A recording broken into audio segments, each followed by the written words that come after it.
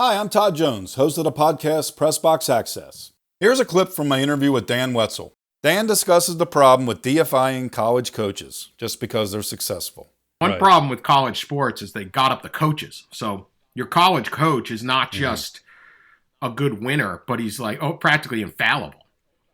You know? Yeah, they have to have they're encased in values. And I don't believe anyone sits there. If you're a New England Patriot fan, do you really think Bill Belichick's the greatest human on the face of the earth? Or you just think he's a hell of a damn coach, and I'm glad we got him? Or, Jason Kidd just had a hell of a series winning that thing for the Mavericks. Is like, does anyone be like, Jason Kidd cares more about people than he's the best Christian man? Oh. It's all this stuff they apply to it. And you're like, what are you that's how Urban Meyer teaches a leadership and ethics class at Ohio State. And you're like, what? Okay. Right. These guys are they're regular people, and they're trying to win. Yeah. And I get it. You have to portray yourself that way. It doesn't hurt, but if you're really that into helping people, you probably find a different route than just helping 12 really tall guys.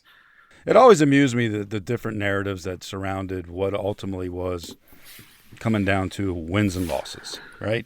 And you just see that so much in colleges where you don't see it in the pros. The pros, it's mercenary. It's pros. Yeah, right? Or you're like Doc Rivers, a hell of a guy, Monty Williams, a hell of a guy, but he got out-coached on a game. There's a lot of great people in pro basketball. They act like they don't do this in pro basketball, too.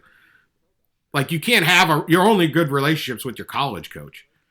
Like, really? If you say you spend you spend 2 years with one college coach, you spend 6 with Doc Rivers, you don't think he'd pick up anything?